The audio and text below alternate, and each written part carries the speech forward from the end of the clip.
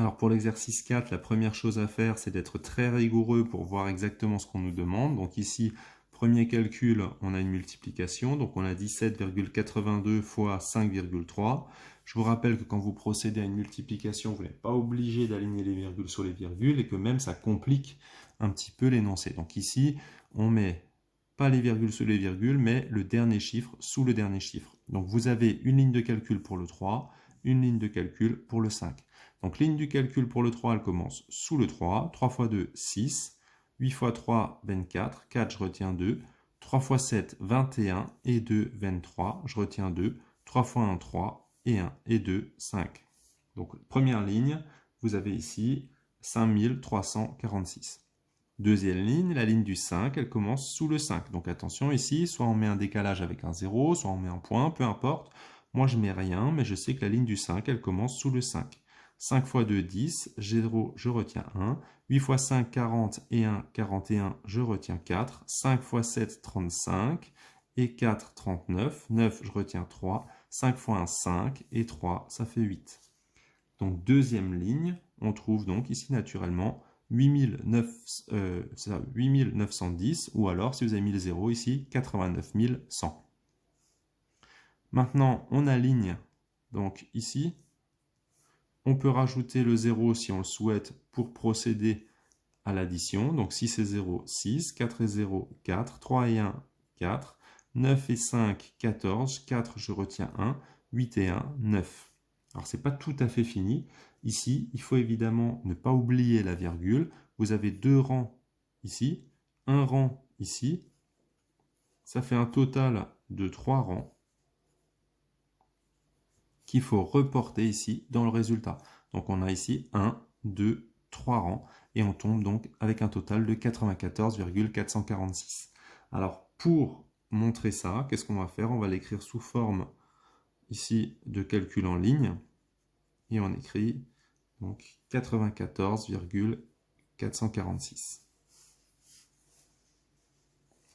Deuxième calcul, on vous demande ici d'effectuer la division euclidienne, contrairement au C, où on demande de trouver le quotient exact. Quotient exact, ça veut dire qu'il faut poursuivre jusqu'à ce qu'on ait un reste de 0. Donc, premièrement, ici, quand on a 298 divisé par 14, pas besoin de laisser de l'espace ici, puisque de toute façon, nous, on va s'arrêter avant de poursuivre et donc de trouver ici le quotient exact. Donc dans 29, combien de fois 14? Il y va 2 fois.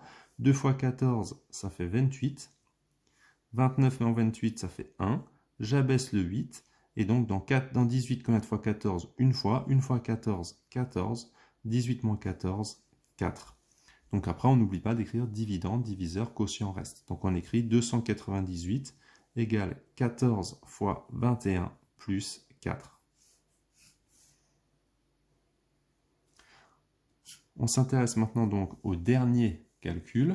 Donc ici, cette fois-ci, on veut avoir le quotient exact. Ça veut dire qu'il faut faire attention à laisser suffisamment d'espace entre le nombre qu'on va diviser, qu'on appelle le dividende, avec le diviseur. Pourquoi? Parce que là, éventuellement, il va falloir mettre des zéros. Donc ça, on ne sait pas encore. On verra ça tout à l'heure. Mais dans l'éventualité, au moins, nous, on a un petit peu de place. Donc ici, alors, je vais peut-être aller un peu vite. Je vais le faire étape par étape. Donc, dans 52, combien de fois 12? 4 fois. 4 fois 12, donc ça fait 48. 52 moins 48, ça fait 4. J'abaisse le 3. Donc, 43, combien de fois 12? 3 fois. 3 fois 12, 36. 43 moins 36, on trouve 7. On abaisse le 2, mais comme le 2 ici, c'est le chiffre des dixièmes, il faut se placer ici aussi dans le dixième ici, donc dans le quotient. Et donc, on a 72. Dans 72, combien de fois 12? Il y va 6 fois. 6 fois 12, 72. Et il reste 0.